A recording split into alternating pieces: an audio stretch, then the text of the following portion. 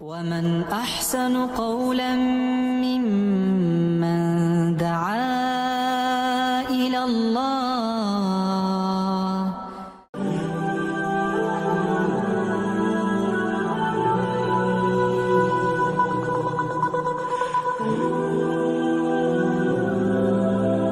أعوذ بالله من الشيطان الرجيم. بسم الله الرحمن الرحيم.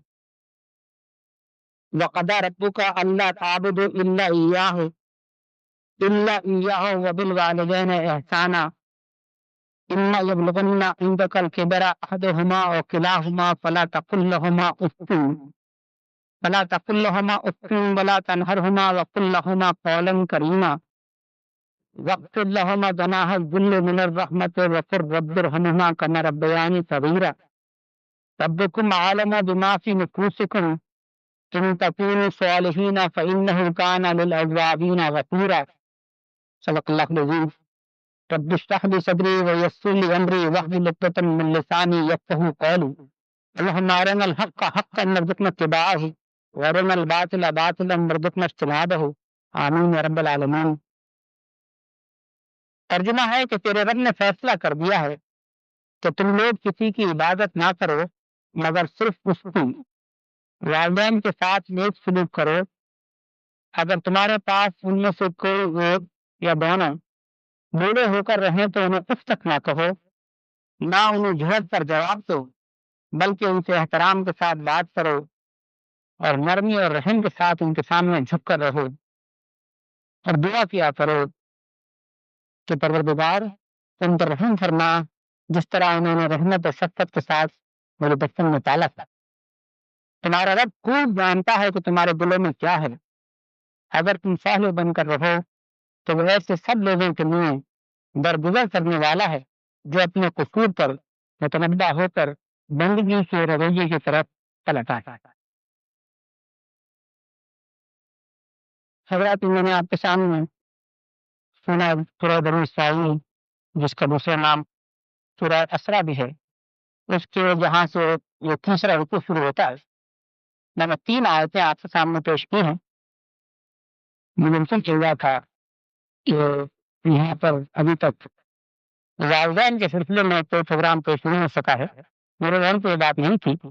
میرا خیال تھا کہ یہ پروگرام سب یہاں پیش ہو چکا، اور میں پچھلے سال میں نے ان آیتوں کو مطالعہ دوسری جگہ پیش کیا تھا تو اس سے شاید کچھ غلط فہمی ہو گئی. اس سلسلے میں پہلی بات تو میں کہوں گا کہ سورہ اسرا یا بنی اسرائیل یہ وہ سورت ہے جہاں سے 15واں ستارہ شروع ہوتا ہے.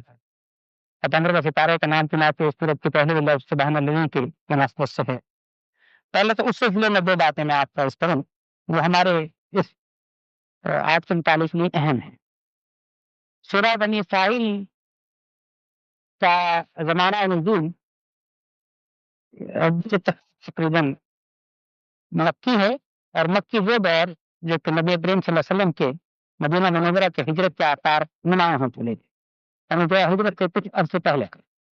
اور اس کی شہادت اسی صورت کے اندر 2 جگہ پہ ملتی ہے. عام طور پر تو زمانہ نزول کے متعین کرنے کے لیے مفسرین بعض اوقات کافی تحقیق اور کوشش کرتے ہیں، مگر الحمدللہ اس صورت کے لیے اس کے اندر اندرونی طور پر 2 شہادتیں ایسی موجود ہیں جس سے اس بات کی تائید ہوتی ہے کہ یہ صورت نبی کریم صلی اللہ علیہ وسلم کی ہجرت سے کچھ عرصے پہلے نازل ہوئی ہے. ایک تو اس کی پہلی آیت جس میں فرمایا کہ سبحان الذی اسری بعبدہ لیلا من المسجد الحرام الی المسجد الاقصی الذی بارکنا حولہ لنریہ من آیاتنا انہ سمیع بصیر. اس میں ذکر ہے نبی کریم صلی اللہ علیہ وسلم کی معراج کا، اور یہ تقاص ہے یہ مہینہ بھی معراجی کا مہینہ ہے جس میں ہم ہیں. رجب کے مہینے میں آپ کی معراج کا واقعہ پیش آیا ہے. تو نبی کریم صلی اللہ علیہ وسلم کی معراج سے ذکر اس میں ہے. پہلے اسرا یعنی رات کے وقت نبی کریم صلی اللہ علیہ وسلم کا جو سفر ہے مسجد حرام سے مسجد اقصی کی طرف اس کا ذکر، اور اس کے بعد معراج کا واقعہ پیش آیا ہے. اس کا ذکر اس آیت میں تو صریح نہیں ہے، اسرا کی مناسبت سے اس واقعے کی نشاندہی ہو رہی ہے. اب دو کہ اس واقعے کی تاریخ میں مورخین کے درمیان اختلاف ہوا ہے، مگر اکثریت کی رائے یہ ہے کہ وہ نبی کریم صلی اللہ علیہ وسلم کی ہجرت سے 15 مہینے 17 مہینے 18 مہینے کچھ یہ تاریخ متعین ہوتی ہے. اور دوسرا اس کے اندر ایک شہادت ملتی ہے کہ اس میں مشہور دعا ہے جو نبی کریم صلی اللہ علیہ وسلم کو تلقین کی گئی تو قر رب اغفر لی مبتلى ستين واخرجنی مخرج ستين فجعلنی من لدنک سلطانا نصیرا. یہ نبی صلی اللہ علیہ وسلم دعا کرو کہ اے میرا رب مجھے نکال تو صدق کے ساتھ اور مجھے داخل کر تو صدق کے ساتھ، اور وجعلنی من لدنک سلطانا نصیرا، اور مجھے اپنی طرف سے سلطہ، پاور، طاقت۔ اس سے مفسرین نے اشارہ لیا ہے کہ چونکہ ہجرت کا زمانہ قریب رہا تھا اور آپ مکے کو چھوڑ کر مدینہ منورہ تشریف لے جا رہے تھے، لہٰذا آپ سے دعا تلقین کی گئی۔ تو ان دو باتوں سے تقریباً یہ چیز متعین ہوتی ہے، یہ صورت نازل ہو رہی ہے ہجرت سے کچھ عرصہ پہلے۔ اب اس کی اہمیت اس لیے ہے کہ جو سورہ بنی اسرائیل کے دو رکوع ہیں 3 اور 4، جس کی ابتدا میں نے یہاں کی ہے 3 آیتوں سے، مجھے یقین ہے آپ کے ذہن میں اس کے مضامین ہوں گے۔ اس میں آپ یہ دیکھیں گے کہ اس امت کے لیے کئی تفصیل میں احکامات دیے گئے ہیں، اور اکثر تفاسیر میں ان احکامات سے اس امت کا منشور کہا گیا ہے۔ اور انہوں نے یہ کہا ہے کہ چونکہ اب ہجرت کا واقعہ پیش آنے والا تھا اور مدینہ منورہ میں ایک اسلامی ریاست قائم ہونے والی تھی، اللہ تعالیٰ نے یہ صورت نازل کی اور اس میں یہ بتایا کہ جو اسلامی ریاست ہم قائم کرنے والے ہیں، اس اسلامی ریاست کے کیا قوانین ہیں، اس اسلامی ریاست کے جو شہری ہوں گے وہ کن قوانین کے تحت اپنی زندگیاں بسر کریں گے، یہ وہ بات تھی جو اللہ تعالیٰ نے یہاں بیان فرمائی۔ اور آج کل کے اصطلاح میں آپ یہ کہہ سکتے ہیں کہ جیسے الیکشن کا موقع آتا ہے اور پارٹیاں اپنے منشور نکالتی ہیں کہ اگر آپ نے ہمیں ووٹ دیا اور ہم کامیاب ہوئے تو ہم یہ کریں گے۔ دراصل وہی بات ہے جو کہی گئی ہے کہ جو اسلامی ریاست قائم ہونے والی ہے اس میں یہ باتیں کی جائیں گی۔ چنانچہ اگر آپ ان دونوں رکوعوں کا تفصیلی مطالعہ کریں تو آپ کو نظر آتا ہے کہ متعدد احکامات ہیں جو دیے گئے، بلکہ بعض مفسرین نے تو اس کا تقابل کیا ہے کہ وہ جو تورات کے 10 کمانڈمنٹس جس کا عمر آپ جانتے ہیں جو موسیٰ علیہ السلام پر طے کیے گئے تھے، ان سے ان کا مقابلہ بھی کیا گیا ہے۔ تو یہ بات لیے اہم ہے کہ یہ ایک اسلامی ریاست کے منشور کا حصہ ہے جو چیز میں آپ کے سامنے پیش کر رہا ہوں۔ دوسری بات یہ کرنا چاہوں گا کہ یہ جو 3 آیتیں ہمارے سامنے اس وقت آ رہی ہیں جن کا انشاءاللہ ابھی ہم مطالعہ کرتے ہیں، اس میں قرآن کا ایک خاص انداز بیان ہے جس کا شاید مجھے یاد پڑتا ہے میں آپ کو سامنے پہلے ذکر کر چکا ہوں، مگر تفصیل کے لیے دوبارہ پیش کروں گا۔ وہ بات وہ انداز بیان ہم کو بار بار ان آیتوں میں نظر آتا ہے، اور وہ قرآن میں انداز بیان یہ ہے کہ قرآن بعض اوقات کسی مضمون کا چوٹی کا ذکر کرتا ہے اور اس کے تحت جتنی باتیں ہیں وہ سب بخود گویا اس میں شامل ہو جاتی ہیں۔ اور اس کی مثال اگر مجھے یاد پڑ رہا ہے تو میں نے پچھلی دفعہ بھی آپ کو دی ہوگی کہیں، سورہ رحمان کی ابتدائی جو 4 آیتیں ہیں وہاں یہ مثال کھل کے سامنے آتی ہے۔ فرمایا کہ الرحمن علم القرآن خلق الانسان علمہ البیان، الرحمن علم القرآن خلق الانسان علمہ البیان۔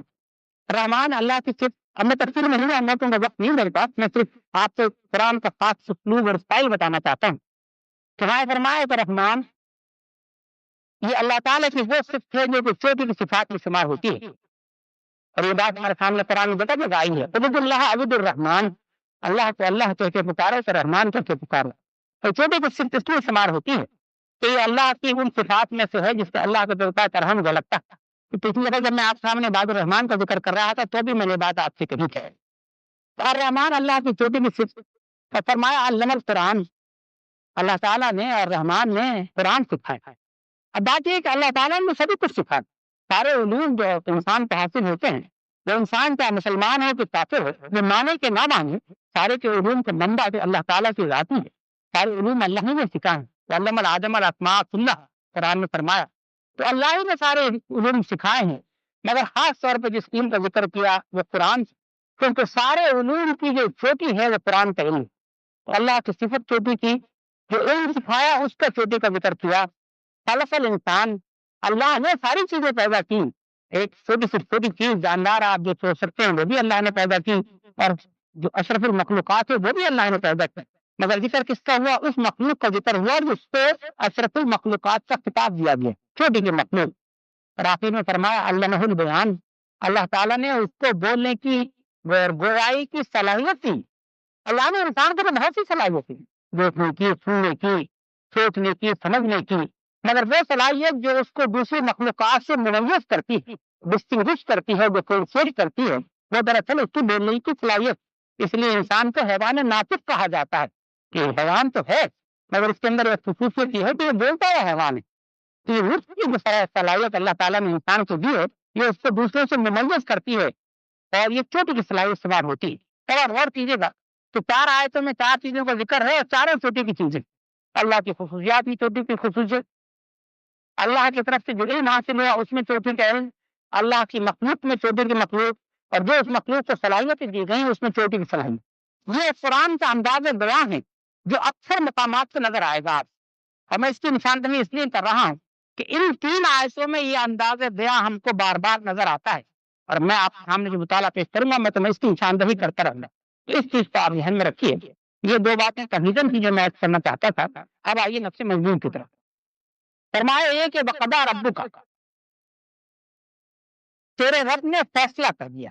اب کہا لفظ سے غور کیجیے، قضا کے عربی کے وہی معنی ہیں جو کہ ہم اردو میں بھی لیتے ہیں، اسی سے لفظ قاضی بنا ہے، یعنی فیصلہ، وہ فیصلہ جو کہ کسی عدالت کا فیصلہ ہوتا ہے وہ ہے تیرے رب کا فیصلہ۔ اور اب آپ یہاں اس بات پہ غور کیجیے گا کہ میرے رب کی عدالت اعلیٰ ترین عدالت ہے، اس سے اونچی کوئی عدالت نہیں ہے۔ ہم اس بات کی دنیا میں اچھی طرح جانتے ہیں کہ اگر ہم ایک عدالت کے فیصلے سے ہماری تسلی نہیں ہوتی اور ہم یہ سمجھتے ہیں کہ ہمارے پاس تو جواز موجود ہے اس فیصلے کے خلاف، تو ہم اس عدالت سے اعلیٰ عدالت میں چلے جانے کی ہمیں ایک طریقہ موجود ہوتا ہے، اس اعلیٰ عدالت سے جا کر ہم اپیل کر سکتے ہیں اس فیصلے کے خلاف۔ مگر اگر کسی ملک کی اعلیٰ ترین عدالت سے آپ کو فیصلہ حاصل ہو جائے تو پھر آپ کے دل میں تسلی ہو جاتی ہے کہ میں نے اپنی سی کوشش کر لی، اب اس معاملے میں سمرتن اس ملک کے اندر اور کچھ نہیں ہو سکتا۔ وہ لفظ ہے جو اللہ تعالیٰ نے یہاں استعمال کیا ہے، یہ چیز ہمارے ذہن پر واضح کرنے کے لیے کہ یہ جو سب تمہارے سامنے باتیں آ رہی ہیں یہ اس عدالت کا فیصلہ، اس ہستی کا فیصلہ ہے کہ اس کے پر کوئی بالاتر ہستی نہیں ہے۔ چنانچہ اس بات کو اپنے ذہن کو صاف کر لو کہ یہ جو تمہیں اب احکامات دیے جا رہے ہیں اس کے خلاف کوئی اپیل نہیں ہے۔ اگر تمہیں کسی وجہ سے یہ احکامات اچھے نہیں لگتے تو تم ان سے بچ کر نہیں جا سکتے، تمہیں ان پر عمل کرنا ہی کرنا، لہذا لفظ قضا فرمایا۔ اور جتنے احکامات اب آئیں گے ان دونوں رکوعوں میں وہ اسی لفظ قضا کے تحت ہیں۔ اگر آپ اس کا مطالعہ کریں اس معاملے میں ذکر کرنا چاہوں گا مولانا مودودی رحمۃ اللہ علیہ کا، انہوں نے اس معاملے میں جو ترجمہ کیا ہے اور اپنی تقریر میں اس کو لکھا ہے، انہوں نے اس چیز کو نمایاں کر دیا۔ انہوں نے لکھا تیرے رب نے فیصلہ کر دیا ہے، اور اس کے بعد انہوں نے وہ 2 نقطے لگا کر جس کو آپ انگریزی میں سیمی کولن کہتے ہیں، تو اس کے بعد انہوں نے نمبر وار، نمبر 1، نمبر 2، نمبر 3، نمبر 4، یعنی جتنی باتیں اب آ رہی ہیں وہ تیرے رب کا فیصلہ ہے۔ تو اس بات کو ذہن میں رکھیے کہ جو کچھ ہم سے کہا جا رہا ہے وہ میرے رب کا فیصلہ ہے اور میں اس سے کہیں بچ کے جا نہیں سکتا، اس کے خلاف کوئی اپیل نہیں۔ تو اس کے تحت فرمایا پہلا فیصلہ کیا ہے کہ اللہ تعبدوا الا ایاہ، کہ تیرے رب کا فیصلہ یہ ہے کہ تو اس کے علاوہ اور کسی کی عبادت نہ کر۔ دراصل حضرات یہ مضمون جو کہ توحید کا مضمون ہے اور جس میں شرک کی نفی آتی ہے، یہ مضمون بذات خود بڑا وسیع مضمون ہے، اور عام طور پر اگر میں مطالعہ آپ کے سامنے پیش کرتا تو پہلے میں اس مضمون کی تفصیل میں جاتا، اور یہ اتنا تفصیلی مضمون ہے کہ شاید ہمیں اس کے لیے بھی 1-2 بیٹھکیں درکار۔ آج کیونکہ میرا موضوع یہ نہیں ہے اور مجھے خاص طور پہ والدین متعلق بات کرنی ہے، لہٰذا میں اس موضوع میں دوسری گفتگو نہیں کروں گا، صرف یہ بات آپ کے ذہن میں لانا چاہتا تھا کہ پہلا حکم یہ ہے کہ اللہ تعبدوا الا ایاہ، کہ تم اللہ کے علاوہ اور کسی کی عبادت نہ کر۔ اب دوسرا حکم آیا ہے، فرمایا وبالوالدین احسانا، اور والدین کے ساتھ احسان کا سلوک کر۔ اب آپ یہ غور کیجیے گا کہ قرآن میں ہمیں یہ مضمون کہ اللہ کی صرف عبادت کرو اور اللہ کے ساتھ کسی کو شریک نہ کرو، اور یہ مضمون کہ اپنے والدین کی ساتھ احسان کا سلوک کرو، بارہا مقامات پر یہ مضمون ہم کو ملتا ہے۔ بہت عجیب اتفاق نظر آتا ہے اگر آپ قرآن کا مطالعہ کریں کہ دونوں مضامین ساتھ ساتھ ملتے ہیں، اور اکثر اوقات ایک ہی آیت میں دونوں مضمون آتے ہیں اور اسی ترتیب سے ملتے ہیں۔ میں آپ کو چند مثالیں دوں گا۔ سورہ بقرہ میں فرمایا کہ وَإِذْ أَخَذْنَا مِيثَاقَ بَنِي إِسْرَائِيلَ لَا تَعْبُدُونَ إِلَّا اللَّهَ وَبِالْوَالِدَيْنِ إِحْسَانًا، الفاظ پہ غور کرتے جائیے کہ وہ وقت یاد کرو جب کہ ہم نے بنی اسرائیل سے میثاق لیا، اللہ تعبدون الا اللہ، لا تعبدون، وَإِذْ أَخَذْنَا مِيثَاقَ بَنِي إِسْرَائِيلَ لَا تَعْبُدُونَ إِلَّا اللَّهَ، کہ تم اللہ کے سوا کسی کی عبادت نہیں کرو گے، وَبِالْوَالِدَيْنِ إِحْسَانًا، اور والدین کے ساتھ احسان کا سلوک کرو گے۔ سورہ نساء میں فرمایا کہ وَاعْبُدُوا اللَّهَ وَلَا تُشْرِكُوا بِهِ شَيْئًا وَبِالْوَالِدَيْنِ إِحْسَانًا۔ ایک آیت سے ٹکڑا سنا رہا ہوں آپ کو، پوری آیت نہیں سنا۔ اللہ کی عبادت کرو، اس کے ساتھ کسی کو شریک نہ کرو، اور اللہ کے ساتھ اور والدین کے ساتھ احسان کا سلوک کرو۔ سورہ انعام میں 19वां रकू है, और वो ये सूरह बनी इसराइल के जो रकू 3 और 4 हैं, उसका अगर आप कहें तो खुलासा है। बिल्कुल यही मज़ामीन है, मगर ये एक मुख्तसर अंदाज में वहाँ है। 19वें रकू में सूरह अनाम की, तो उसमें फरमाया तालो अत्ल मा हर्रम रब्बकुम अलैकुम अल्ला तुश्रिकू बिही शैअन व बिल वालिदैन ihसान। सिर्फ आयत के टुकड़े सुना रहा हूँ आप। वहाँ फरमाया कि ये नबी सल्लल्लाहु अलैहि वसल्लम आप इससे कहिए कि तालो अत्ल मा हर्रम रब्बकुम अलैकुम, कि मैं तुमसे पढ़ के सुनाऊं तो तुम्हारे रब ने तुम्हारे पर क्या क्या चीजें हराम की हैं, तो उसके साथ किसी को शरीक ना करो, वबिल वालिदैन एहसाना, और वालिदैन के साथ एहसान का सलूक करो। सूरह लुकमान में फरमाया ववस्सैनल इंसाना बिवालिदैहि, और हमने इंसान को वसीयत की अपने वालिदैन के मुताल्लिक, हमलत उम्मुहु वहनन अला वहनिन व फिसालुहु फी आमैन अन इश्कुर ली व लिवालिदैक। उसकी माँ ने उसको बड़ी दिक्कतों से अपने पेट में उठाए रखा और उसको फिर 2 साल दूध पिलाया, और हमने उसको वसीयत क्या की, अनिश्कुर ली व लिवालिदैक, कि मेरा शुक्र अदा कर और अपने वालिदैन का शुक्र अदा कर। ये मैंने आपको 4 मिसालें दी हैं। इन चारों मिसालों में आप ये बात देखिए कि पहले जिक्र क्या किया गया है कि अल्लाह ही की सिर्फ इबादत करो और अल्लाह के साथ किसी को शरीक ना करो। और किसी हजरात, अल्लाह के हमारे पास बड़े हुकूक हैं, उस तफसील में मैं इस वक्त नहीं जाऊंगा, मगर उन हुकूक में जो फहरिस्त हक है, जो कि अल्लाह के ये चोटी का हक हमारे पर आता है, वो ये है कि हम अल्लाह के साथ किसी को शरीक ना करें।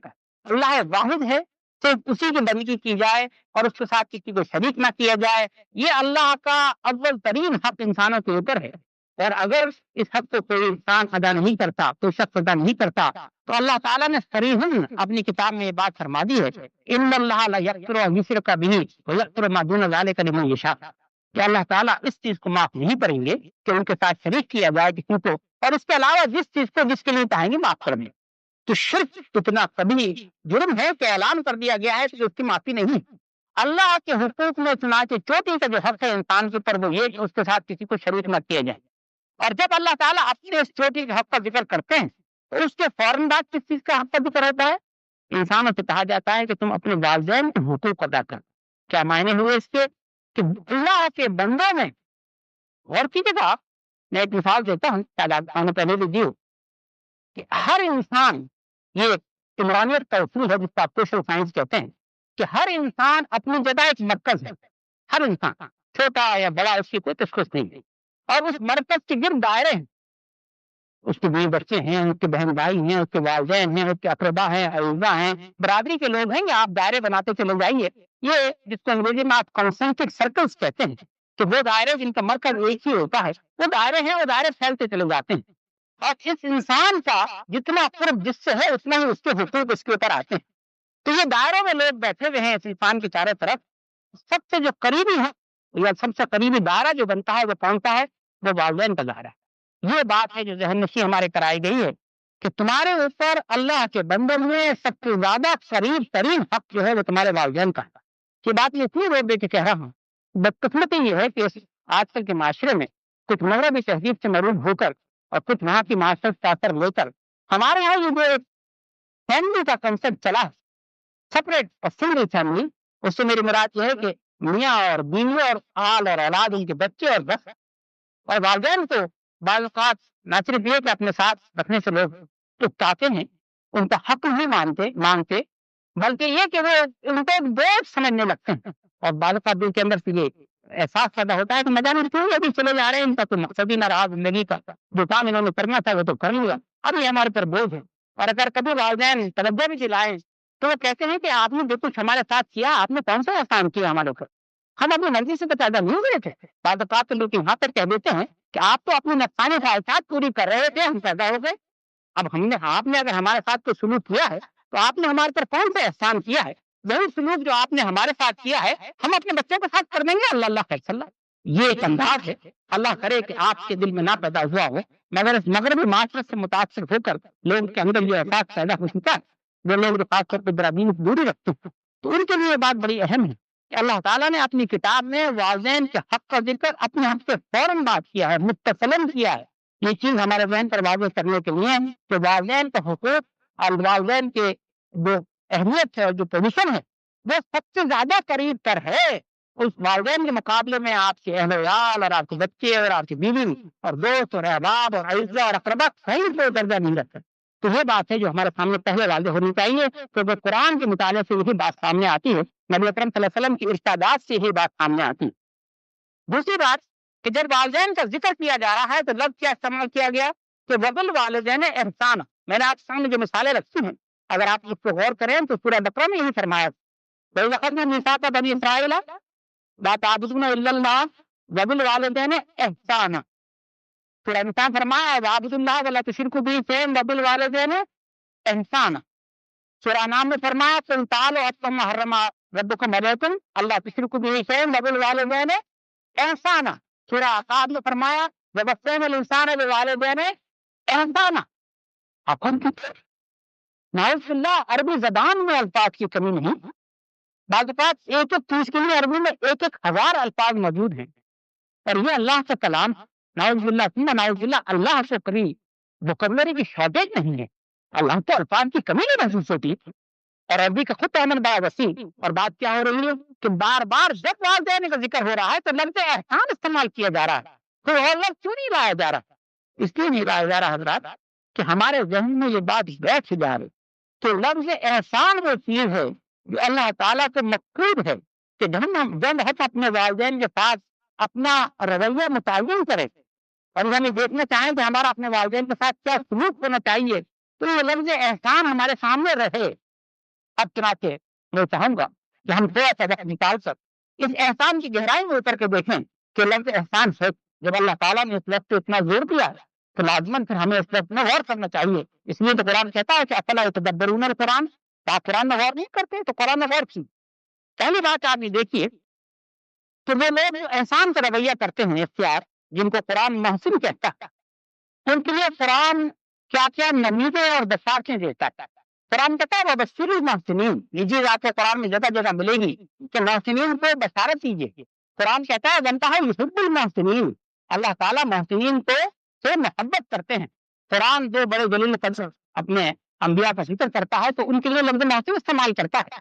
سورہ یوسف میں فرمایا یوسف علیہ السلام کے لیے کہ ولما بلغ اشدہ آتیناہ حکما وعلما.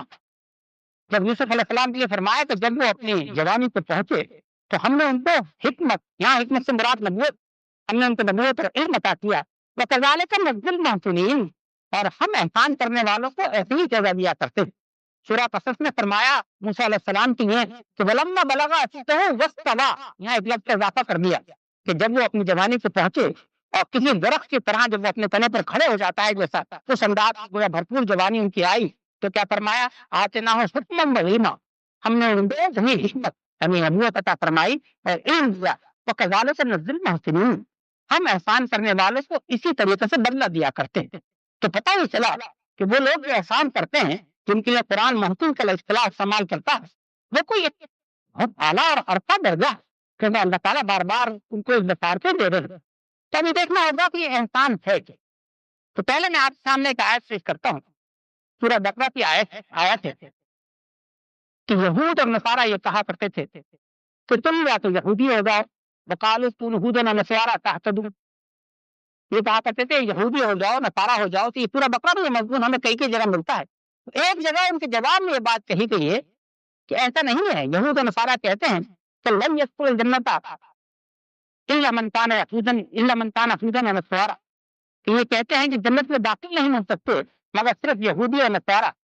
تلک امانیہم. فرمایا یہ تو ان کی دلوں کے خواہشات ہیں, اپنے دل کے خواہشات کا ذکر کر رہے ہیں. قل ہاتوا برہانکم ان کنتم صادقین. آپ ان سے کہیے کہ کوئی اپنے اگر تم سچے ہو تو کوئی دلیل لے کر آؤ. آلو سے کہنے سے کیا ہوتا ہے؟ پھر فرمایا ایسی بات نہیں ہے. بات کیا ہے؟ بلا من اسلم وجهه لله وهو محسن فله اجره عند ربه ولا خوف عليهم ولا هم يحزنون.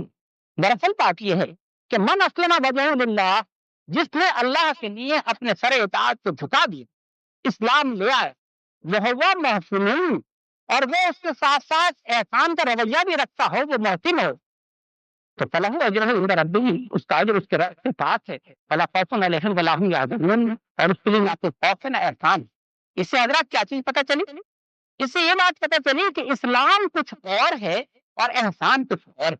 اسلام تو پہلا درجہ ہے کہ آپ نے اپنے سر اطاعت کو کم کر دیا، آپ نے اللہ کے آگے اپنا سر جھکا دیا، آپ نے لا الہ الا اللہ محمد رسول اللہ کہہ دیا اور آپ اس دائرے میں شامل ہو گئے، تو وہ تو ہے اسلام۔ مگر وہ باطن احسان کرنا اس سے کچھ آگے کا درجہ ہے۔ کتنے آگے کا درجہ ہے؟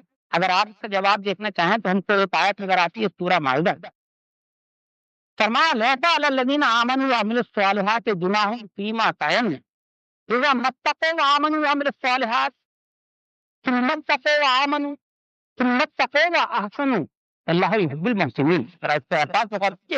فرمایا ہے کہ جو لوگ ایمان لاتے ہیں اور نیک عمل کرتے ہیں ان پر کوئی حرج نہیں ہے اگر وہ جو کچھ کھاتے ہیں، یعنی کہ اگر یہ اصل میں مضمون چلا رہا ہے سورہ مائدہ میں، مجھے یاد پڑتا ہے 12واں رکوع ہو گئے اور وہاں یہ آیت ختم ہو رہی ہے 12ویں رکوع پر، اور اس میں مضمون آیا ہے حلال اور حرام۔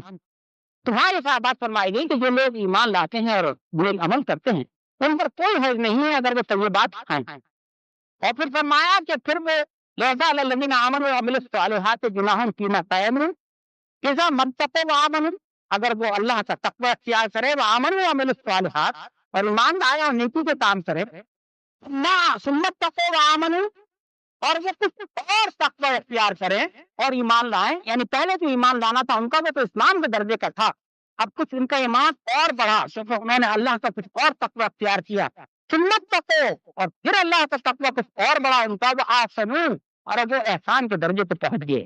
کیا معنی ہوئے کہ دراصل 3 درجے بیان کیے جا رہے ہیں، ایک وہ جس میں پہلا درجہ جو کوئی انسان ایمان لاتا ہے جس کو ہم اسلام کا درجہ کہتے ہیں، پھر کچھ تقوی بڑھا تو اب ایمان کا درجہ پیدا ہوا، پھر کچھ درجہ بڑھا تو اب احسان کا درجہ پیدا ہوا، اور جب یہ احسان کا درجہ پیدا ہو گیا تو فرمایا گیا کہ اللہ یحب المحسنین، اللہ تعالیٰ احسان کرنے والوں سے محبت کرتے۔ تو گویا معلوم ہوا کہ احسان جو ہے اگر آپ درجات کی بات کر رہے ہوں تو اسلام سے 2 درجے اوپر، اور کس کی پہ ہمیں وضاحت اور تشریح مل جاتی ہے نبی اکرم صلی اللہ علیہ وسلم کی ایک حدیث سے، اور جب قرآن کی کسی بات کی آپ کو وضاحت نبی اکرم صلی اللہ علیہ وسلم کی حدیث میں مل جائے تو بس وہ آخری بات ہے، اس کے بعد اب آپ کو کہیں دیکھنے کی ضرورت نہیں۔ اور یہ حدیث جس کا میں اشارہ کر رہا ہوں وہ دراصل وہ حدیث ہے جو بڑی مشہور حدیث ہے، جو کہ حدیث جبریل کہلاتی ہے، جس میں آپ کو اگر آپ حدیث کی کتب کا مطالعہ کرتے ہیں ایمانیات میں جزء اول رکھتی ہے حدیث، اور اس حدیث کو جس طریقے سے سورہ فاتحہ کو ام الکتاب یا اساس الکتاب کہا جاتا ہے، پورے کتاب کی بنیاد، اسی طرح احادیث کے مجموعے میں اس حدیث کو ام الاحادیث یا اساس الاحادیث کا درجہ دیا گیا ہے، اور یہ جبریل علیہ السلام کی بڑی مشہور اور بڑی طویل حدیث ہے، اور یہ وہ حدیث ہے جس میں ایک اس کے بہت سے راوی بھی ہیں، ایک اس کے راوی ہے عمر بن خطاب رضی اللہ تعالیٰ عنہ، اور بڑی طویل حدیث میں اس کی طوالت میں اس وقت نہیں جاؤں گا، مگر میں اس کو اشارہ کر رہا ہوں کہ اس میں وہ کہتے ہیں کہ ہم نبی کریم صلی اللہ علیہ وسلم کی محفل میں تھے، بیٹھے ہوئے سمیرہ منورہ میں، اور ایک شخص آئے اور وہ ایسے تھے کہ نہ ان کے اوپر نہ تو گند و غبار کے آثار تھے، بال بڑے اچھے بنے ہوئے تھے، کپڑے بڑے اجلے اور صاف ستھرے تھے، شکل سے پہچانے نہیں جاتے تھے، اور وہ آئے اور مجمع کو چیرتے ہوئے آئے، اور نبی کریم صلی اللہ علیہ وسلم سے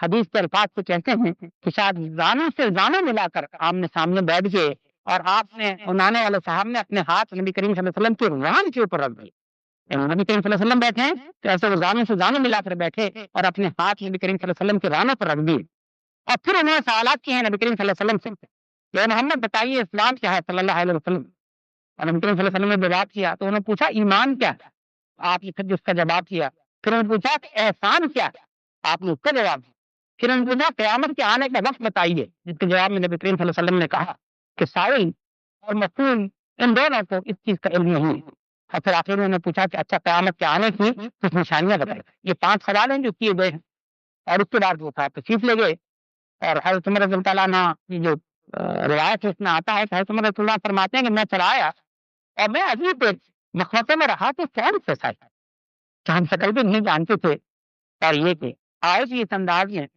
اور وہ اس میں ایک خاص بات بلکہ یہ بھی ہے اگر آپ کو یاد ہو کہ جب نبی کریم صلی اللہ علیہ وسلم کو جواب دیتے تھے تو وہ جواباً کہتے تھے کہ آپ نے سچ کہا، تو عجیب سائل ہے کہ اگر یہ پوچھنے آئے تھے تو جواب کی تصدیق نہیں کرتے ہیں، وہ کون سائل؟ تو ساری بات کی تو حضرت عمر فاروق رضی اللہ عنہ فرماتے ہیں کہ میں ایک مخمصے میں رہا، اور 2-3 دن کے بعد جب میں نبی اکرم صلی اللہ علیہ وسلم کی محفل میں حاضر ہوا، آپ نے پوچھا کہ اے عمر تم جانتے ہو کہ وہ کون سائل تھے؟ تو ان کا نہیں، تو آپ نے کہا کہ جبریل تھے، اور وہ آئے تھے انسان کی شکل میں تاکہ تم کو تمہارا دین سکھائے۔ تو یہ طویل حدیث ہے، اگر آپ نے ذہن سے نہیں گزری تو میری آپ سے یہ گزارش ہوگی کہ آپ اس کو کریں۔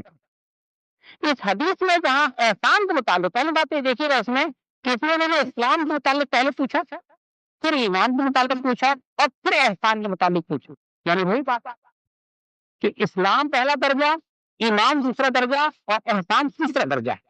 اور اس احسان کا جو جواب نبی اکرم صلی اللہ علیہ وسلم نے دیا ہے کہ احسان یہ ہے کہ کاننا کا ان تعبد اللہ کاننا کا تراہ، احسان یہ ہے کہ تم اللہ کی ایسے عبادت کرو کاننا کا تراہ جیسے کہ تم اس کو دیکھ رہے ہو، فَإِن لَمْ يَكُنْ تَرَاهُ فَإِنَّهُ يَرَاكَ، اور اگر تم عبادت میں وہ انداز پیدا نہیں کر سکتے جیسے اللہ کو دیکھ رہے ہو تو کم از کم یہ چیز تو اپنے ذہن میں مستحضر رکھو، اس چیز کو تو اپنے ذہن میں رکھو کہ اللہ تم کو دیکھ رہا۔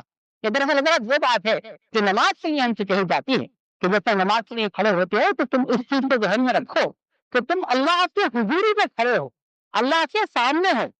اور اسی کی پھر وہ انتہا ہے کہ جب ہم سجدے میں جاتے ہیں تو نبی کریم صلی اللہ علیہ وسلم فرماتے ہیں کہ تصور میں گویا یہ لاؤ کہ تم نے اللہ کے قدموں میں اپنا سر رکھ دیا۔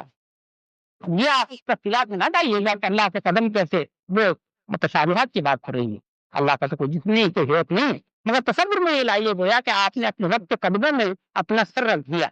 یہ وہ انداز ہے، یہ حضوری کا انداز۔ تو چنانچہ احسان کا درجہ یہ ہے کہ آدمی کو گویا اس طرح اس کے سامنے نظر آ رہا ہے، اور اگر کم از کم یہ نہ ہو تو یہ تو اس کو احساس ہو کہ میرا رب مجھ کو دیکھتا۔ یہ وہ درجہ جو عبادت میں کہا گیا ہے کہ انسان کو حاصل ہونا چاہیے۔ تو اب اس سے یہ بات واضح ہو گئی کہ احسان دراصل کسی بھی معاملے میں سلوک کی چوٹی ہے، اس میں یہ لفظ احسان ہی جو قرآن استعمال کرتا ہے۔ اب آئیے آپ واپس کہ ہم سے کہا یہ گیا کہ وبالوالدین احسانا، کہ اپنے والدین کے ساتھ تمہارا سلوک جو ہوگا وہ چوٹی کا سلوک ہوگا۔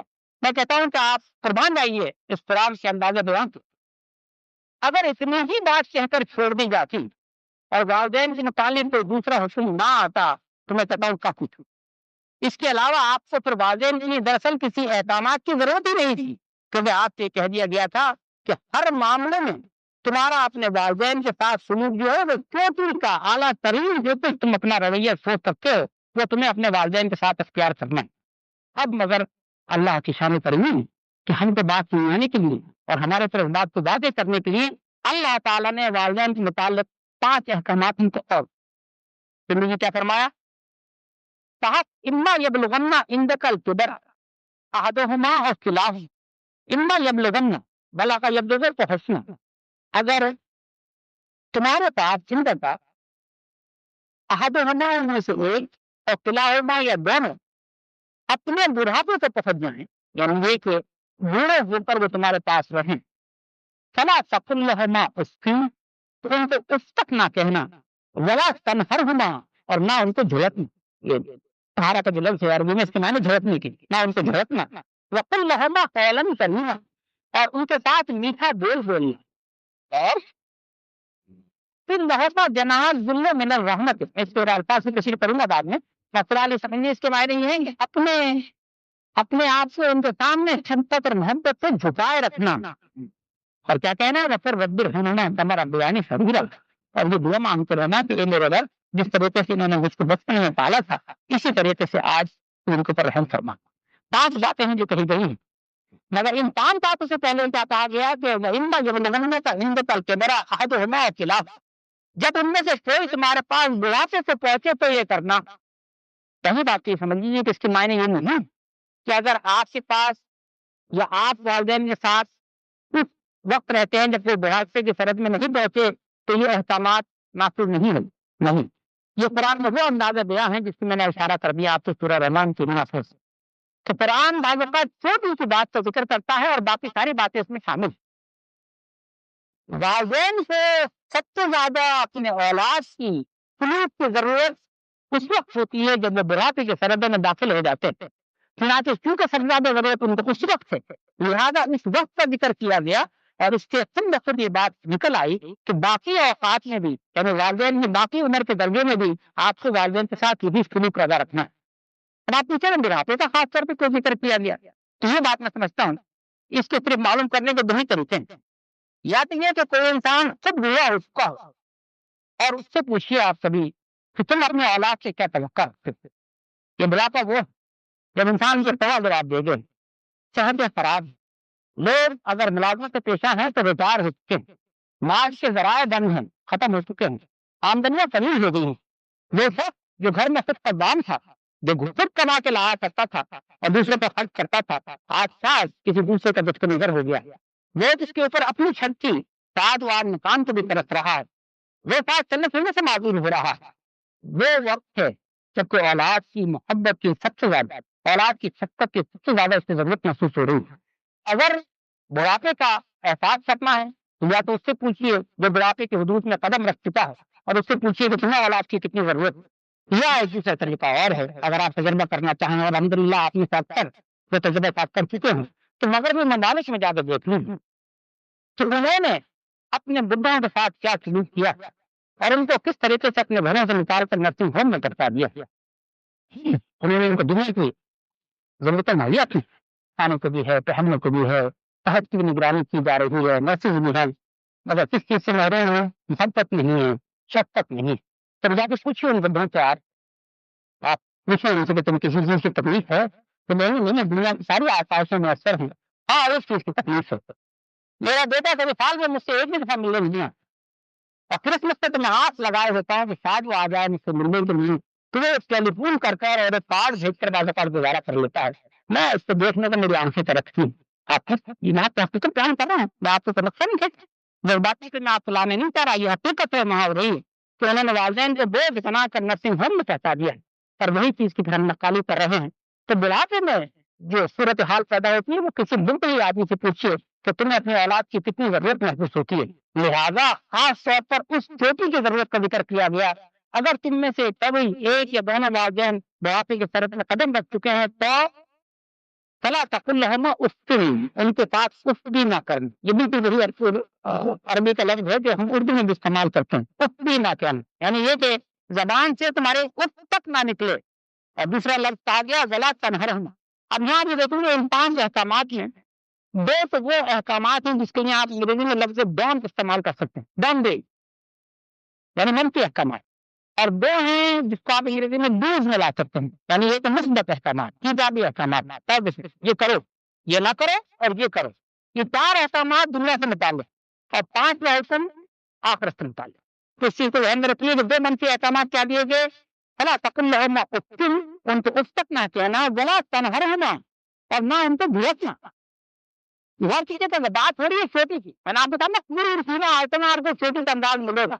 तो दरअसल ये 2 डॉन्स थी, यानी वो चीजें जो आपसे ना करनी है, उनकी 2 इंतहा हैं जो आपके सामने बयान की गई कि आप ना उनको उठते हैं और ना झुकें।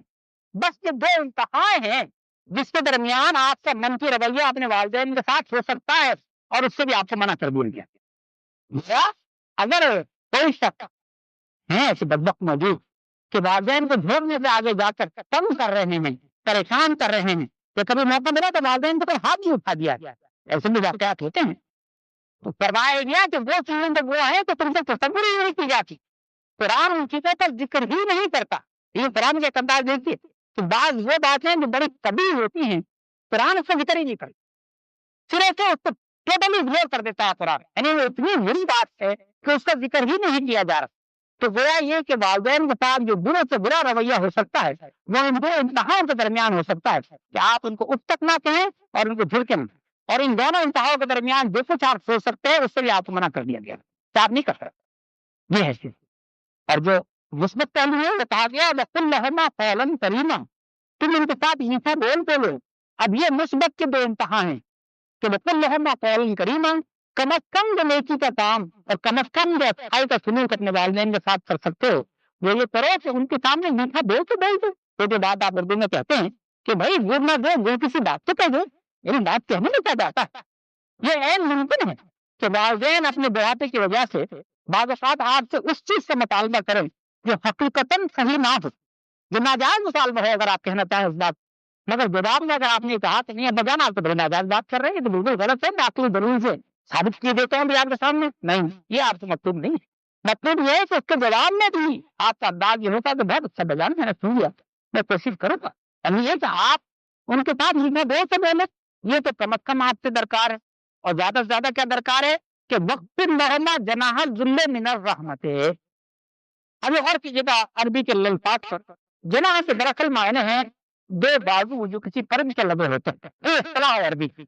کہ آپ اپنے دونوں بازوؤں کو جناح ذل، کون سے بازو؟ وہ بازو جس سے نرمی کا اظہار ہو رہا ہے. یہ ذل کا لفظ ذرا غور کیجیے گا، یہ بھی اہم لفظ ہے عربی کا. یہ وہی لفظ ہے جس سے لفظ زمین بنتا ہے. مگر بدقسمتی یہ ہے کہ ہم بعض اوقات عربی کے الفاظ کو جب اردو میں استعمال کرتے ہیں تو ہم اس کے معنی بالکل بدل دیتے ہیں. اردو میں جب دلیل استعمال ہوتا ہے وہ تو خراب لفظ ہے، بطور ہے. اگر میں کسی کو دلیل کہوں تو اگر طاقتور ہوگا تو ایک آپ چکا دیتا میرے، اور کسی کو گردان پکڑ لے گا، لیکن دلیل کہتے ہو تم کچھ. مگر عربی میں اس کے معنی دلیل دے دو نہیں، عربی میں اس کے معنی ہیں نرم خو. اور بعض بات اس سے قرآن نے بحیثیت خوبی کے بیان کیا. سورہ مائدہ فرمایا یا ایھا الذین آمنوا من یرتد منکم عن دینہ فسوف یأتی اللہ بقوم یحبهم ویحبونہ. اے ایمان والو، اگر تم میں سے کوئی اپنے دین سے پھر گیا تو پھر کیا؟ اللہ تعالیٰ کسی دوسرے قوم کو لے آئیں گے، اور وہ قوم کیسی ہوگی؟ یحبهم، اللہ تعالیٰ ان کو محبوب رکھیں گے، ویحبونہ، اور وہ اللہ کو محبوب رکھیں گے. اور ان کی صفات کیا ہوں گی؟ اذلۃ علی المؤمنین اعزۃ علی الکافرین. ان کی صفات میں سے صفت ہوگی، یہ صفت ہوگی کہ وہ مومنین کے ساتھ نرم دور رویہ رکھیں گے. ان کا رویہ وہ ہوگا جو سورہ فتح میں فرمایا رحماء بینہم. مومنین کا رویہ تو یہ ہے کہ رحماء بینہم، آپس میں ایک دوسرے کے ساتھ ترحم کرتے ہیں، شفقت سے پیش آتے ہیں. وہی بات میں فرمائی کہ اذلۃ علی المؤمنین، وہ مومنین کے ساتھ نرم دور رویہ رکھیں گے، اعزۃ علی الکافرین، اور کافروں کے مقابلے میں وہ سخت ہوں گے. تو یہاں جو اذلہ ہونا ہے، ذلیل ہونا ہے، یہ ذلیل ہونا ان معنوں میں نہیں ہے، یہ دراصل نرم ہونے کے معنی میں. صحابہ کرام رضوان اللہ تعالیٰ علیہ مجمعین کو خطاب کر کے کہا جا رہا ہے سورہ آل عمران میں وَلَقَدْ نَصَرَكُمْ بِبَدْرٍ وَلَقَدْ نَصَرَكُمُ اللَّهُ بِبَدْرٍ وَأَنْتُمْ أَذِلَّةٌ فَاتَّقُوا اللَّهَ لَعَلَّكُمْ تَشْكُرُونَ. فرمایا کہ تمہیں اللہ تعالیٰ نے بدر کے میدان میں بھی نصرت عطا فرمائی تھی، وَأَنْتُمْ أَذِلَّةٌ، اور تم اس وقت بڑے قوی تھے، نرم تھے. یعنی کفار کے مقابلے میں تمہاری تعداد کیا تھی؟ اب اگر وہاں ذلیل کے معنی آپ یہ لیں کہ نعوذ باللہ صحابہ کرام رضوان اللہ تعالیٰ علیہم اجمعین اردو والے معنوں میں ذلیل نہیں، سوال ہی نہیں کرتا ہوتا. نرم، تو وہی یہ نرم کا لفظ ہے جو ذل سے آتا ہے. تو یہاں کہا گیا کہ وقت اللہم جناح الذل من الرحمت، تم اپنے یہ دونوں بازو شفقت اور رحمت اور نرم جوئی کے ساتھ اپنے والدین کے آگے پھیلا دے. کیا کہا جا رہا ہے؟ کہ ان کے آگے جھک جاؤ، ان کے آگے بچھ جاؤ. تو گویا مثبت جو آپ سے دو رویے درکار ہیں، ان کی ایک انتہا یہ ہے کہ آپ کم از کم ان کے ساتھ میٹھا بول تو بولیں، اور دوسری انتہا یہ ہے کہ ان کے سامنے آپ جھک جائیں، آپ بچھے جا رہے ہیں. میں آپ سامنے سے حدیث پیش کروں گا وقت کی مناسبت سے انشاءاللہ، اس سے آپ یہ کہیں گے کہ بچھے جانے کا کیا انداز ہے جو ہم سے مطلوب. تو یہ بے مثبت باتیں ہیں جو کہی گئی. اور آخری پانچویں بات کہی گئی کہ وقر رب ارحمہما کما ربیانی صغیرا، اور یہ بھی دعا مانگا پھر اے رب ان کی مغفرت کر دے جیسے کہ انہوں نے مجھے بچپن میں پالا. آپ غور کیجیے گا، وقر رب سے دعا مانگو، کس سے؟ رب سے. اپنے رب سے دعا مانگو. اللہ کے لیے لفظ رب استعمال کیا گیا. اور کیا دعا مانگو؟ ارحمنا، اے رب ان پر رحم فرما دونوں پہ، کما ربیانی صغیرا، جیسے کہ انہوں نے مجھے بچپن میں پالا تھا. ان کے پالنے کے لیے لفظ رب استعمال کیا قرآن میں، اللہ کے لیے بھی لفظ رب استعمال کیا. اور ہر کسی قرآن کے الفاظ اللہ بے معنی نہیں ہے کہ بلا وجہ نہیں ہے. اللہ نے اپنے لیے لفظ رب اس لیے استعمال کیا کہ والدین کے پالنے کو ربیانی کہا گیا، انہوں نے مجھے پالا. معنی کیا ہے کہ آپ کا خالق حقیقی تو دراصل اللہ ہے، خالق مجازی والدین ہیں. والدین اللہ تعالیٰ نے ان کو ذریعہ بنایا ہے کہ دنیا میں لانے کا ذریعہ آپ کے والدین ہیں. ٹھیک ہے، پالنے والا تو اللہ ہے، مگر دنیا میں پالنے والے آپ کے والدین. یہ دراصل بات ہے جو کہیں جانے اور کسی یہ پھر وہ بات آئی کہ میرے والدین تو مجھے ساری عمر پالتے ہیں، آج بھی پالتے ہیں. اگر آج جبکہ ہم اور آپ اپنی دانش میں بالکل انڈیپینڈنٹ اور آزاد ہیں اور اپنے اپنے پیروں پہ کھڑے ہیں، اگر آج بھی والدین موجود ہیں تو وہ بھی پھر ان کے بس میں ہوگا ہمارے لیے، وہ آج بھی کریں گے. ان کے لیے ہم آج بھی ان کے چھوٹے بچے ہی جیسے ہیں. مگر جب پالنے کا ذکر کیا گیا تو بچپن کا ذکر کیا گیا. چھوٹی کی باتیں ہو رہی ہیں نا، پال سے تو والدین ہر وقت ہیں، مگر جس محنت اور مشقت کے ساتھ والدین اولاد کو بچپن میں پالتے ہیں وہ آپ انہیں سے پوچھیے جن کی اولادیں ہیں. کسی باپ سے پوچھیے کہ اس کا بیٹا اور بیٹی کبھی بیمار ہوتا ہے تو کس طرح اور لگن سے ڈاکٹر کے لیے بھاگت ہوتا ہے. کسی ماں سے پوچھیے کہ جب اس کے رات سے اس کے بچے کے پیٹ میں تکلیف ہوتی ہے تو کیسے چہل پہل کے ساری رات آنکھوں میں تاج دیتی ہے اپنی اولاد کو گود میں لیے ہوئے، صرف اس لیے کہ اس کو چین کی نیند آ جائے، اس کے چین کے لیے اپنی ساری راتوں کی نیند کو وہ تیاگ کر دیتی ہے۔ تو جس مشقت اور محنت کے ساتھ والدین بچپن میں پالتے ہیں وہ دراصل چھوٹی کی محنت اور مشقت ہے۔ یہ وہ وقت ہوتا ہے جبکہ کسی انسان کو اپنی حاجت کا خود پتہ نہیں ہوتا کہ مجھے چاہیے کیا کیا۔ بچہ روگا، اب اس کو تو نہیں معلوم کہ مجھے تکلیف کیا ہے، اب یہ تو اس کے والدین ہیں اندازہ لگا رہے ہیں کہ پیٹ میں تکلیف ہے تو کیا پریشانی ہے، تو بھوک لگی ہے۔ تو انسان اتنا اس وقت مجبور اور وزیر ہوتا ہے کہ اس کو اپنی حالت کا خود اندازہ نہیں، اور اس وقت اس کے والدین پال رہے ہیں کہ چھوٹی کا لمحہ ہے پالنے میں۔ چنانچہ چھوٹی کی بات کی گئی کہ جیسے انہوں نے جس مشقت اور محنت کے ساتھ مدعو زمانے میں پالا تھا، یہ رب اسی انداز میں آج تو ان پر رحمت فرما۔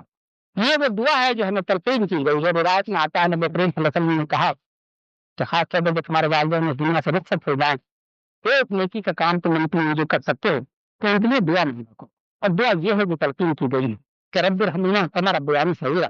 اگر آپ چاہوں گا کہ اس دعا کو ہم یاد بھی رکھیں اور اس دعا کو ہم اپنی نمازوں کے بعد کی دعا میں معمول اپنا بلائیں کہ ہم اپنے والدین کے لیے دعا مانگا کریں کہ رب ارحمنا کما ربیانی صغیرا۔ آپ غور کیجیے کہ 5 باتیں ہیں جو ہم سے کہی گئی ہیں، 2 جس میں نے کیا منفی، 2 مثبت اور 1 آخرت سے متعلق۔ اب میں چاہوں گا کہ مختصراً آپ کے سامنے، کیونکہ یہ موضوع بہت اہم ہے اور ہمارے دین کا مزاج یہ ہے کہ جو موضوع اتنا اہم ہوتا ہے اسی مناسبت سے آپ کو قرآن کی بھی آیات مل جائیں گی اور اسی مناسبت سے آپ کو احادیث کے احکامات بھی مل جائیں گے۔ تو اگر آپ احادیث کی کتب میں والدین کے حقوق کے متعلق دیکھنا چاہیں جو اکثر اوقات صلہ رحمی کے تحت آپ سے ملتے ہیں، تو آپ یہ دیکھیں گے کہ بڑی کثیر تعداد میں آپ کو احادیث نظر آتی ہیں۔ میں آپ کے سامنے چند احادیث پیش کروں گا وقت مناسبت۔ ایک دفعہ نبی اکرم صلی اللہ علیہ وسلم سے پوچھا گیا کہ اللہ تعالیٰ کو سب سے محدود عمل کون سے پسند ہے، کون سے اعمال ایسے ہیں جو اللہ کو محدود ہیں؟ فرمایا وقت کے اوپر نماز ادا کرنا، اور یہ تصریح کس بات کی ہو رہی ہے؟ ان صلاۃ کانت علی المؤمنین کتابا موقوتا، پورا نشاط کی جو آیت ہے کہ نماز کو اللہ تعالیٰ نے مومنین پر وقت کے ساتھ فرض کی ہے، تو فرمایا کہ وقت کے اوپر نماز ادا کرنا، والدین کے ساتھ فرما برداری سے پیش آنا، بالوالدین احسان، اور اللہ کی راہ میں جہاد کرنا۔ اور کیجیے گا اللہ کی راہ میں جہاد کرنا جو ہے وہ والدین کی فرما برداری کے بعد ہے۔ لہٰذا وہ روایت آپ کے گھر میں آئی کہ صحابی تشریف لے آئے جہاد فی سبیل اللہ کے لیے نبی اکرم صلی اللہ علیہ وسلم کے پاس شامل ہونا چاہ رہے ہیں۔ پوچھا تمہارے والدین حیرات ہیں؟ 1 یا 2 آدمی یاد کرتا ہے تو ان کا والدہ صاحب حیات، میں نے کہا ان سے اجازت لی، میں نے کہا اجازت نہیں لی، کس حال میں چھوڑ کے آئے؟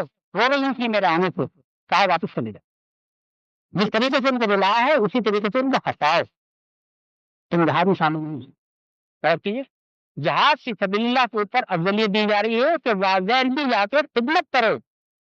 جو حدیث شہادات کی سنی کہ ایک دفعہ تشریف لائے نبی اکرم صلی اللہ علیہ وسلم خطبہ دینے کے لیے اور منبر پر تشریف لے جا رہے ہیں۔ اب یہ لگتا کہ آپ کے لیے وہ لکڑی کا منبر بن چکا تھا جس کے 3 سیڑھیاں جس کو آپ کہتے ہیں وہ تھی، اور یہ مدینہ منورہ کے کافی بعد کی زندگی کا واقعہ ہے، یہ بھی بہت تفصیلی واقعہ ہے۔ وہ منبر بنا کے صفائی اس میں ملی تعداد 3 سیڑھیوں پر قدم رکھ رہے ہیں۔ حدیث میں آتا ہے کہ پہلی سیڑھی پہ آپ نے قدم رکھا، آپ نے کہا آمین، دوسری پہ قدم رکھا، کہا آمین، تیسری پہ قدم رکھا، کہا آمین، اور یہ کہہ کر کھڑے ہوئے خطبہ دیا۔ وہ بڑی حیران کہ نبی کریم صلی اللہ علیہ وسلم پہلے تو کبھی نہیں کرتے تو ایسے کہ ہر سیڑھی پہ آمین کہا اور خطبہ دیا۔ چنانچہ کسی نے ہمت کر کے پوچھا کہ اے اللہ کے رسول صلی اللہ علیہ وسلم آج آپ نے 3 دفعہ آمین کیوں کر دی؟ فرمایا کہ جبریل امین میرے پاس تشریف لائے اور انہوں نے کہا جب میں نے پہلی سیڑھی پہ قدم رکھا کہ اے محمد صلی اللہ علیہ وسلم اگر کسی محفل میں تمہارا نام آئے اور تمہارے پر درود نہ بھیجا جائے، سننے والے تمہارے پر درود نہ بھیجیں، تو اس شخص کی ناش آپ آمین جو تمہارے پر درود نہ بھیجے، تم کہو آمین۔ میں نے کہا آمین۔ دوسری چیزیں جو قدم رکھا کہا کہ جبریل امین پھر آئے اور کہا کہ محمد صلی اللہ علیہ وسلم اگر آپ کی کسی امتی سے رمضان مل جائے، اور خاص طور پر چلا رہا ہوں کہ رمضان کا مہینہ آ رہا ہے اور رمضان میں اللہ سے راضی کر کے تو اپنی مغفرت حاصل نہ کر لے تو اس کی ناک پاک آمین، کہو آمین۔ میں نے کہا آمین۔ اور کسی سیڑھی پہ قدم رکھا تو کہا کہ اے محمد صلی اللہ علیہ وسلم آپ کہیں کہ اگر کسی شخص کو 1 یا 2 والدین کی خدمت کا موقع مل جائے اور وہ ان کو خدمت کر کر اپنے رب سے راضی نہ کر سکے تو اس کی ناک پاک آلود ہو، آپ کہیں آمین۔ میں نے کہا آمین۔ اور کیا والدین کی فرما برداری اور اطاعت کو کیا درجہ دیا جا رہا. ایک حدیث میں فرماتے ہیں نبی کریم صلی اللہ علیہ وسلم کہ اگر تو اپنے والدین میں سے ایک یا دونوں کو ایک دفعہ محبت کی نظر ڈال لے تو تیرے لیے حج مبرور کا ثواب ہے. حضرات غور کیجیے گا، صادق المسعود فرما رہے ہیں تو ایمان ہمارا نراج دلوں کا کہ یہ بات کیا ہم سے کہی گئی. ایک محبت کی نظر ڈال لے تو تیرے لیے حج مبرور کا ثواب ہے. نہ جانے کتنے پاپا دل سے زندگی میں ایک دفعہ انسان حج کرتا ہے اور یہ بھی یقین نہیں ہوتا کہ وہ حج اللہ کے یہاں مقبول ہوا کہ نہیں ہوا. یہاں بشارت دی جا رہی ہے کہ ایک دفعہ محبت کی نظر تو ڈال دے تیرے لیے حج مبرور کا ثواب ہے. پوچھا کسی نے کہ اللہ کے رسول صلی اللہ علیہ وسلم میں تو بعض اوقات دن میں 100 دفعہ نظر ڈالتا ہوں. فرمایا ہاں کہ اللہ کے خزانے میں کچھ کمی ہے. اللہ چاہے تو تجھے سارا میں حج مبرور کا ثواب نہیں دے سکتا. تو نظر تو ڈال محبت کی اپنے والدین کی اور چیزوں کا کیا درجہ دیا جا رہا ہے. فرمایا گیا کہ والدین جو ہے ایک یا دونوں جنت کے دروازے ہیں. جنت میں داخل ہونا چاہتے ہو تو ان کی فرما برداری سے بنی جنت میں داخل. فرمایا گیا کہ تیرے رب کی رضا تیرے والد کی رضا میں ہے. اب ظاہر یہ کہیں کہ میرج کی بات کری سمجھنے کے لیے تو حدیث لا طاعت للمخلوق فی معصیۃ الخالق. اللہ کی نافرمانی میں تو آپ کو کسی کی حکم کی پابندی نہیں کرنی، مگر اگر معروف کے اندر اندر حکم دیا جا رہا ہے تو فرمایا گیا کہ تیرے رب کی رضا تیرے والد کی رضا میں ہے. وہ واقع یاد آیا آپ کو کچھ یاد؟ ایک صحابی سے چیز لائے نبی کریم صلی اللہ علیہ وسلم کی خدمت میں آئے اور اپنے بیٹے کی شکایت کی کہ بیٹا مجھے بڑا تنگ رکھتا ہے، میری مالی مدد نہیں کرتا. ان کے آنے سے پہلے جبریل امین تشریف لا چکے تھے علیہ السلام، اور نبی کریم صلی اللہ علیہ وسلم نے کہا تھا کہ آپ کے پاس ایک ایسے صحابی آنے والے ہیں اور جب وہ آئیں تو جب آپ کی شکایت کریں تو آپ ان سے پوچھیے گا کہ کیا تم نے کچھ اثار کہے ہیں اور اگر کہیں تو ہمیں سناؤ. جب وہ آئے انہوں نے بیٹی کی شکایت کی تو نبی کریم صلی اللہ علیہ وسلم نے کہا کہ تم نے کیا اس موضوع سے کچھ اشعار کہے ہیں، اگر کہیں تو ہمیں سناؤ. ان صحابی نے کہا کہ اللہ کے رسول صلی اللہ علیہ وسلم بات یہ ہے اللہ کی کہ وہ ہر معاملے میں ہمارا آپ کے اوپر ایمان بڑھا دیتا ہے. میں نے اپنے بیٹے کے رویے سے تنگ آ کر واقعتاً کچھ اشعار کہے، مگر کہنے کے بعد مجھے احساس ہوا کہ مجھے یہ اشعار نہیں کہنے چاہیے تھے. چنانچہ میں نے اس کا کسی سے ذکر نہیں کیا آج تک. یہ کہ آپ سے اس کی خبر ہے اور آپ ان سے پوچھ رہے ہیں تو اس میں کہ اللہ نے آپ کو خبر دی ہے. ہمارا ایمان آپ کے اوپر اللہ تعالیٰ ہر واقعے سے بڑھا دیتا ہے، بڑھاتے آپ اللہ کے رسول. اور اس کے بعد انہوں نے ویسا سنایا عربی کے چند اشعار تھے اور پھر انہوں نے شکایت پیش کی عربی کہ میرا بیٹا جو ہے اگر مجھے مال کے معاملے میں تنگ رکھتا تو نبی کریم صلی اللہ علیہ وسلم نے اس کے بیٹے کو بلوایا اور کہا اس کے گردان کو پکڑ کر اس کے باپ کے ہاتھ میں دے دیا اور کہا کہ تیرا مال تو بہت دور کی بات ہے، تو سارے کا سارا خود اپنے باپ کا. اس کے بعد کہا کہ سب کا سب یہ اور اس کا مال شیرا ہے لے جائے. یہ ہے باپ کا درجہ. اگر ماں کے درجے کی بات کی گئی ہے وہ آپ کی مشہور بات معلوم ہے. ایک صحابی نے پوچھ لیا یہ اللہ کے رسول صلی اللہ علیہ وسلم میرے پاس سب سے زیادہ حج کس کا؟ تو کہا ماں کا. پھر پوچھا کس کا؟ تو کہا ماں کا. پھر پوچھا کس کا؟ تو کہا ماں کا. 3 دفعہ. اگر 4تھی دفعہ پوچھا ہے تو آپ نے کہا کہ تیرے ماں کا. کیا معنی ہوئے کہ اخلاقی طور پر ماں کا باپ کے مقابلے میں 3 گنا حق ہے. ابھی پچھلے دنوں یہاں ڈاکٹر صاحب آپ سامنے کی موضوع پر الحمدللہ بڑا تفصیلی مطالعہ پیش کر چکے ہیں. میں نے وہ تفصیل سنا ہے غلام الجواد، اس میں آپ نے یہ بات کھل کے سامنے آئی ہے کہ رجال قوامون علی النساء، کہ رجال جو ہیں وہ مرد کے نگراں ہیں، گھر کے نگراں ہیں، عورتوں کے اوپر ان کو ایک درجہ فضیلت حاصل ہے. تو ساری باتیں آپ کے سامنے آئی ہیں، مگر وہ تو معاشی پہلو کی بات ہو رہی ہے. قرآن کے انصاف دیکھیے کہ جب اخلاقی پہلو کی بات ہو رہی ہے تو کہا گیا کہ ماں سے 3 گنا درجہ حاصل ہے باپ کے مقابلے میں. اور یہ بات کیا ہے؟ بات وہ ہے کہ سورہ آقاف میں آنی ہے. وقتین الانسان بوالدیہ حملتہ امہ کرہا ووضعتہ کرہا وفصالہ حملہ 30 شہرا. سورہ آقاف میں ذکر یہ ہوا ہم نے انسان سے وصیت کی کہ اپنے والدین کے ساتھ نیکی کا سلوک کرو، اور والدین کا ذکر کرنے کے فوراً بعد پورا ایک شکل آیا ہے والدہ کے متعلق. والد کا کوئی ذکر کیا فرمایا گیا کہ اس کی ماں نے اس کو اپنے پیٹ میں لیے رکھا اور اس کو جنا بڑی مشکل سے، پھر اس کو دودھ پلایا اور اس مدت میں 30 مہینے لگ گئے. اور آپ کہیں خاص طور پہ یہ حمل کی مدت کا اور یہ ولادت کا کیوں ذکر ہے؟ ان حضرات بات یہ ہے کہ میں اور آپ مرد حضرات اس چیز کو نہیں سمجھ سکتا کہ عورت کیا دقتیں اور تکلیفیں اٹھاتی ہے. یہ ہم اور آپ صرف پڑھ سکتے ہیں، نہیں سکتے، دیکھ سکتے ہیں.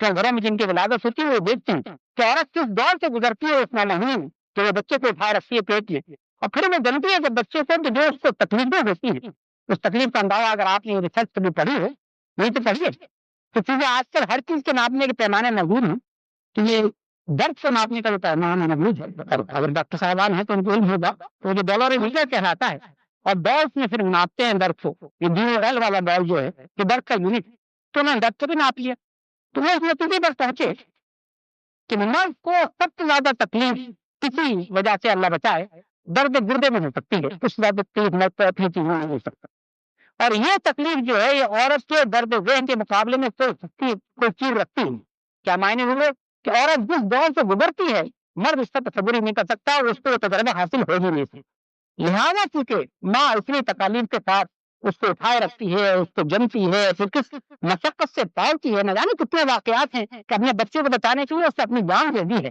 لہٰذا قرآن کا یہ انصاف ہے کہ قرآن کہتا ہے کہ قرآن ذکر ماں کا کرتا ہے، اور نبی کریم صلی اللہ علیہ وسلم سے جب پوچھا جاتا ہے تو آپ یہ فرماتے ہیں کہ اخلاقی طور پر تمہارے ماں کا درجہ تمہارے باپ کے مقابلے میں 3 گنا ہے۔ آپ حضرات احادیث کا مطالعہ کرتے چلے جائے، یہ مطالعہ کرتے چلے جائیے، آپ سے کبھی یہ بات نظر آئے گی کہ ماں باپ کی فرما برداری کی واقعہ آپ نے ساتھ سنا ہے، بس وہ واقعہ سنا کے پھر میں بات کروں گا اپنی، مجھے ذہن میں سب واقعات آتے چلے جا رہے ہیں کہ نبی کریم صلی اللہ علیہ وسلم کے زمانے میں یہ واقعہ پیش آیا کہ ایک صحابی ہیں رضی اللہ تعالیٰ عنہ، ان کی موت کا وقت ہے اور ان کی زبان سے کلمہ ادا نہیں ہوا، نبی کریم صلی اللہ علیہ وسلم کو اس کی اطلاع دی گئی، آپ نے پوچھا کہ کیا اس کے والدین میں سے کوئی حیات ہے؟ کہا والدہ حیات، کہا بالغیر، والدہ بالغیر نہیں، ان سے پوچھا گیا کہ آپ اپنے بیٹے سے راضی ہیں؟ انہوں نے کہا نہیں، میں اس سے ناراض ہوں۔ کیوں ناراض ہے؟ کہ یہ اپنی بیوی کو میرے پہ ترجیح دیتا تھا، میں اس سے ناراض، تو میں نے صلی اللہ علیہ وسلم نے کہا کہ اس کو معاف کر دو، اس کی معاف کا وقت ہے، کہا نہیں معاف کر دو، کیا معاف نہیں کرو گے؟ ٹھیک ہے، تو آپ نے حکم دیا صحابہ کو رضوان اللہ تعالیٰ علیہ مجمعین کہ 2 لکڑیاں اکٹھی کرو اور آپ جب کیوں کر رہے ہیں کہنے لگے میں جلاؤں گا، میں جلاؤں تنہا اس کا جلانا جو ہے دنیا کا یہ اس سے بہت بہتر ہے کہ اس کو بے وقت آگ میں جلایا جائے، مانا تھا میں نے اس کو معاف کیا۔ آج کی تلاوت اور ترجمہ پیش کر کے بات ختم کروں گا، فرمایا ربکم عالم بما فی نفوسکم، اللہ تعالیٰ خوب جانتے ہیں کہ تمہارے دلوں کے اندر کیا ہے، یہ لکون صالحین فإنہ کان للذابین غفورا، کیا معنی ہے کہ اگر تم سے ابھی تک اپنے والدین کے ساتھ کوتاہیاں ہوتی رہی، کبھی سلوک نہیں ہوتا رہا، تو ابھی بھی پلٹ آؤ، پلٹنے کا وقت ہے، اگر تم ابھی بھی نیک بن جاؤ اور وہ ابھی پلٹ آنے والے، ان تکون صالحین، اگر تم پلٹ آؤ فإنہ کان للذابین، تو وہ پلٹنے اور پلٹ آنے والوں کے لیے بڑا مغفرت کرنے والا، ابھی بھی کوئی ضرورت نہیں ہوگی، جب بھی تمہاری آنکھیں کھل جائیں، میں یہ کہتا ہوں کہ بڑے خوش نصیب ہوں وہ لوگ جن کے والدین حیات ہی اور اللہ تعالیٰ ان کو موقع دے کہ ان کی خدمت کرے، حضرات ہماری آنکھ کھلنی چاہیے، اور ہم جو اس فرصت کا لفظ میں عربی کا لفظ استعمال کر رہے ہیں جس کے معنی آتا ہے چونٹی کے تمہید اللہ نے ہمیں موقع دیا ہے کہ ہمارے والدین موجود ہیں، اس کا ہم ایک ایک لمحہ اٹھا کر ان کی جو بھی خدمت کر سکتے ہیں، خاص طور پر ہم لوگ وہ ہیں کہ بدقسمتی یہ ہے کہ ہم میں سے اکثر کے والدین ہم سے الگ ہیں، تو ہم ہاں دور رہ کر بھی ان کی جو بھی خدمت کر سکتے ہیں، اس موقع کو غنیمت جانیے اور ان کی خدمت کر کے ان کے اوپر احسان نہ کیجیے بلکہ اپنی جنت خود بنانا چاہیے، اور اگر کسی کو وہ حسرت ہو جو مجھے ہے کہ اب تو والدین ہی نہ رہے میں کیا کروں، تو اس کے لیے بھی ہمارا دین جو دین فطرت ہے، لہٰذا اس نے ہمارے دین میں اس لیے ایک راہ پیدا کر دی، پوچھا گیا نبی کریم صلی اللہ علیہ وسلم سے کہ میرے تو دونوں والدین وصال کر گئے، اب مجھے ہوش آیا ہے میں ان کے لیے کوئی کام کر سکتا ہوں، کرنا ہاں تمہیں 3 بہت کر سکتے ہو، اگر کوئی قرض چھوڑ گئے ہیں تو وہ قرض کی طرف سے ادا کرو، ان کے دوست احباب قریبی اعزاء اگر موجود ہیں تو ان کا عزت و اکرام کرو اور ان کے لیے دعا کیا کرو، فرمایا ایک شخص جو گناہگار ہوتا ہے صرف والدین کے لیے دعا کر کر جنت کا مستحق ہو جاتا ہے، اور دعا کیا کرو رب ارحمہما کما ربیانی صغیرا، آخر دعوانا الحمد للہ رب العالمین۔